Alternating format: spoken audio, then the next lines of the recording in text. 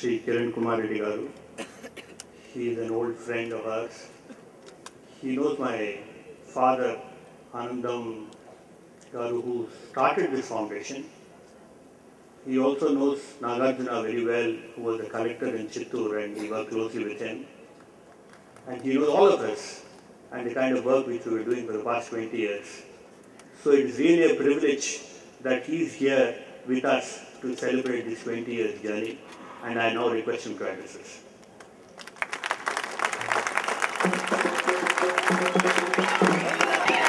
మిత్రులు పెద్దలు జయరాం రమేష్ గారు మన రాష్ట్రం నుంచి రాజ్యసభలో ఉంటూ మన రాష్ట్రానికి ఎమ్మెల్యేని సేవలు చేస్తున్న జయరాం రమేష్ గారికి,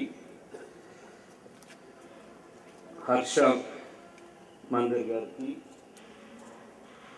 డాక్టర్ కృష్ణమూర్తి గారికి, శ్రీమతి శాంతా సిన్హా గారికి, జాన్ హోగన్ గారికి, కైలాష్ సత్యవతి గారికి, విజయ్ కుమార్ గారికి అండ్ మిత్రుడు విక్రమ్ గారికి, ఇక్కడికి విచ్చేసిన ఎంవి ఫౌండేషన్ సంబంధించిన చదువుకొని వారి ద్వారా పైకొచ్చిన సోదరిమణులకు సోదరులకు అందరికీ నా హృదయపూర్వక వందనాలు. ఎంవి ఫౌండేషన్ ఈ సంస్థ మొదలు కాకముందు, అంటే 1992 కంటే ముందు నేను ఎంవి ఫౌండేషన్ నేను ఎమ్మెల్యేగా, అప్పుడు 27 సంవత్సరాలు 28 సంవత్సరాలు ఎమ్మెల్యేగా వారి ఆఫీస్కి నేను పోవటం జరిగింది.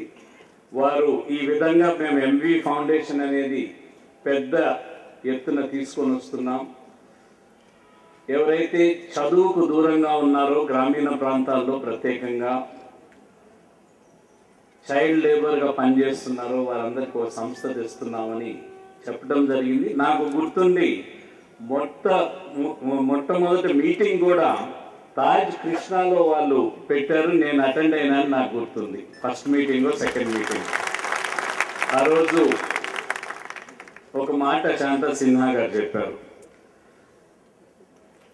మీలాంటి యువకులతో నాతో పాటు చాలా మంది ఎమ్మెల్యేస్ ఉన్నారు, మీలాంటి యువకులతో మనమంతా పనిచేస్తే తప్ప ఈ సమాజం బాగుపడదు, మీతో పనిచేసేది నాకు చాలా సంతోషమని. అదేవిధంగా 20 సంవత్సరాల తర్వాత కూడా ఈ ఎంవి ఫౌండేషన్ 20 సంవత్సరాలు పూర్తి చేసుకున్న సందర్భంలో మీ అందరితో కలిసిమెలిసి ఈ సమావేశంలో పాల్గొంటా చాలా సంతోషం, నాకు చాలా తృప్తిని కూడా ఇస్తా ఉందనేది స్పష్టంగా తెలియజేస్తున్నాను. మీ సంస్థ ఏ విధంగా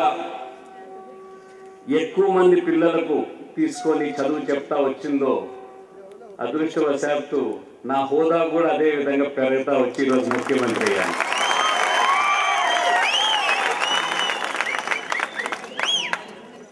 నేను ఆలోచన చేసే తీరు రాష్ట్ర ప్రజల కోసం, లేక మీ ఎంవి ఫౌండేషన్ ఆలోచన చేసే తీరులో ఎటువంటి వ్యత్యాసం లేదు.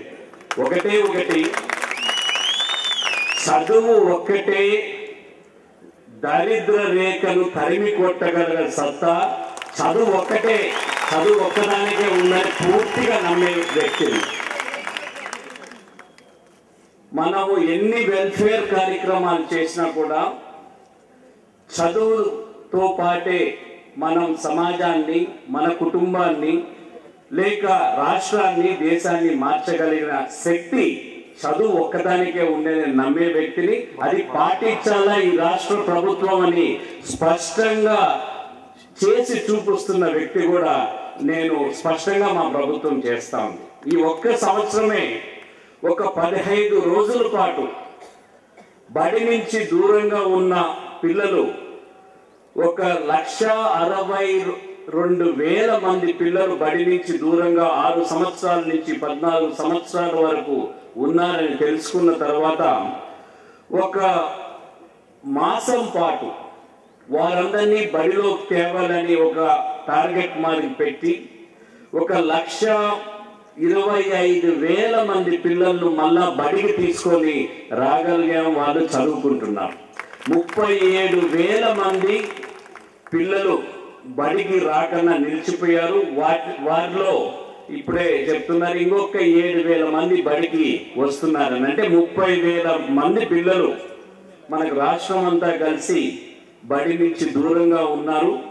ఒకటి బడికి తీసుకొని వచ్చేది ఒకటి, ఎవరైతే చేర్పించామో పిల్లల్ని వాళ్ళు చదువుకునే విధంగా వారు మీ మాదిరిగా ఒక ఉద్దేశము ఒక లక్ష్యం పెట్టుకొని ముందరకు పోయే విధంగా తీర్చిదిద్దటమే ప్రభుత్వ లక్ష్యంగా తీసుకోవటం జరిగింది. స్కూల్కి సంబంధించి ఒక 3,000 కోట్ల రూపాయలు మనం ఖర్చు పెట్టాం. గవర్నమెంట్ స్కూల్కి సంబంధించి మోడల్ స్కూల్స్ అని మొదలు పెట్టాం. ఈ పోయిన సంవత్సరం ఈ సంవత్సరం మనకు 737 మోడల్ స్కూల్స్కి వచ్చాయి ఈ రాష్ట్రంలో. అంటే ఎక్కువ చదువు ఎక్కడ అవసరం ఉందో, ఎక్కడ ఏ మండలంలో స్కూల్ లేదో 3 కోట్ల రూపాయలు ఒక్కో స్కూల్ ఖర్చు పెట్టి మనం 737 స్కూల్ అంటే 2,200 కోట్ల రూపాయలు ఈ స్కూల్ బిల్డింగ్స్ కోసమే ఖర్చు పెడుతున్నాం, ఈ మోడల్ స్కూల్స్ కోసం. వీటితో పాటు 100 మంది బాలికలు ఉన్న దగ్గర ఒక గర్ల్స్ హాస్టల్ మనం ప్రపోజల్ పంపిస్తే కేవలం మన రాష్ట్రం కోసమే ఈ గర్ల్స్ హాస్టల్స్ కూడా 355 గర్ల్స్ హాస్టల్స్ 1,30,00,000తో శాంక్షన్ అయినాయి. అవి కూడా మొదలు పెట్టడం జరిగింది.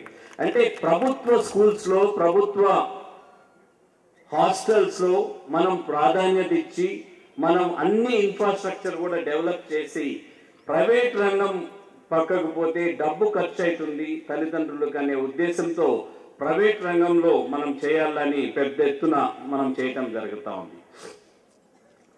నేను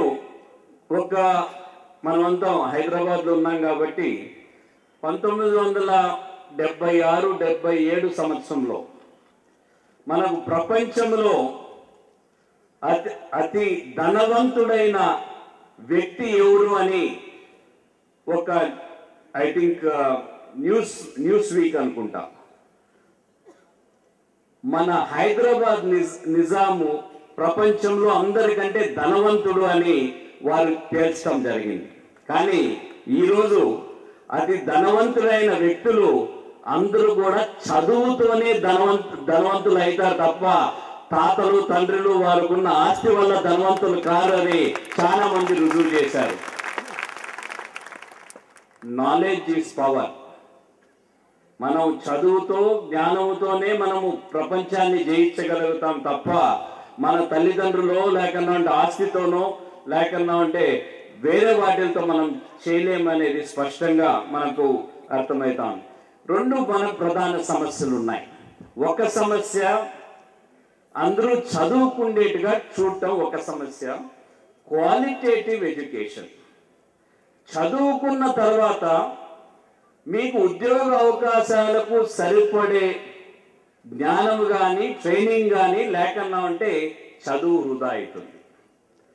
అందుకని ఇప్పుడు రాష్ట్ర ప్రభుత్వం నుంచి పెద్ద ఎత్తున SC ST BC minorities OCs కూడా చదువుకునేదానికి మనం స్కాలర్షిప్స్ ఇస్తున్నాం. 27 లక్షల మంది స్టూడెంట్స్కు 3,500 కోట్ల రూపాయలతో స్కాలర్షిప్స్ మనం ఇవ్వటం జరుగుతూ ఉంది. శోచనీయమైన అంశం దీంట్లో ఏమంటే ఎక్కువ శాతం ఇది ఇంజనీరింగ్కే పోతా ఉంది. మనం మీ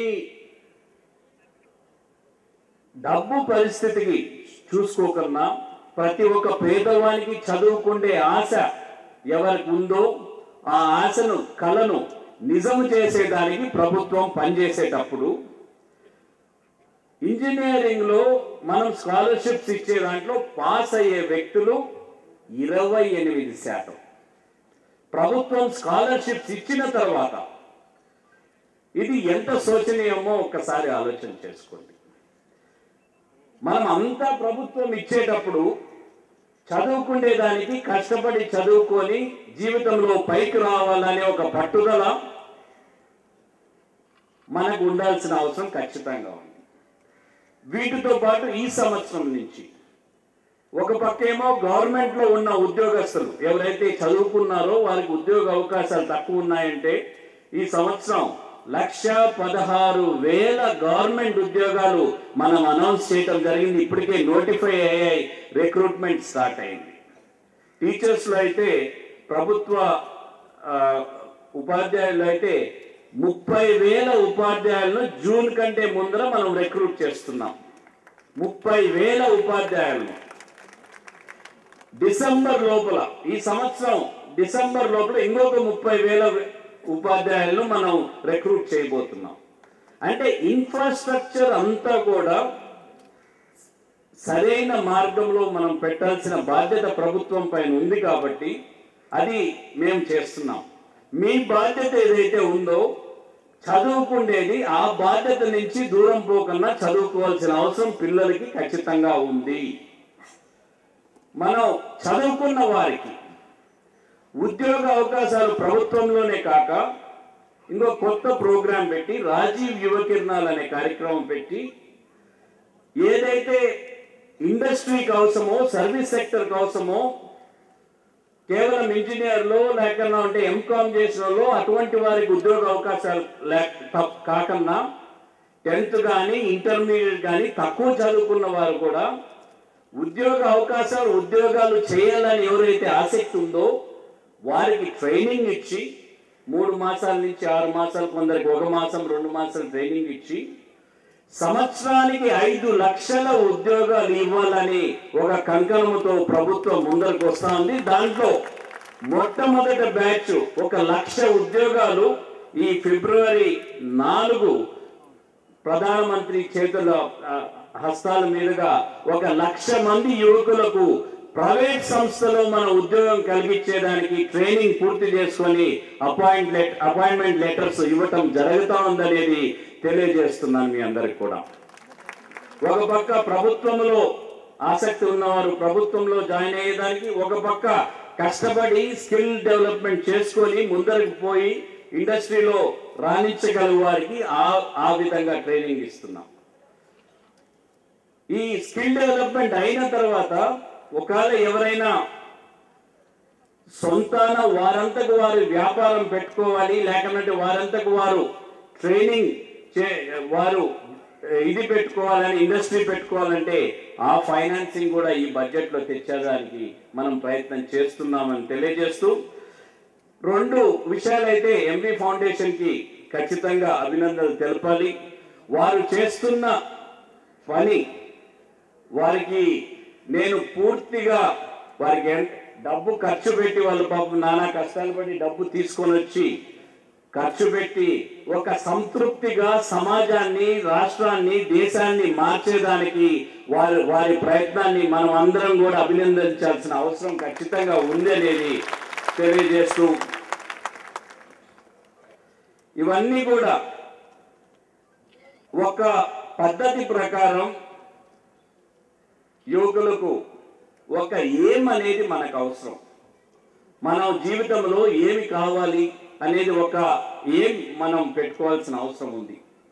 ఏం పెట్టుకుంటేనే కుదరదు, ఒక క్లారిటీ ఆఫ్ థాట్ మీకు ఉండాలి. మీరు ఏమి చేస్తే మీరు అనుకున్న లక్ష్యాన్ని చేరుతారు అనేది ఒక క్లారిటీ ఆఫ్ థాట్ మీకు ఉండాలి. కష్టపడి ఆడికి చేరేదానికి ఏమి చేయాలని ఆలోచన చేయాలి. కష్టపడి ఆడికి చేరాలి. నేను ఒక చిన్న ఉదాహరణ చెప్తా. మామూలుగా ఈ ఉదాహరణ చెప్తా అంటాను, మీరు కూడా వినిండొచ్చు. నిఫ్ట్కు నాకు ఒకరోజు నేషనల్ ఇన్స్టిట్యూట్ ఆఫ్ ఫ్యాషన్ టెక్నాలజీకి ఒకరోజు నన్ను చీఫ్ గెస్ట్గా పిలిచారు కాన్వకేషన్కి.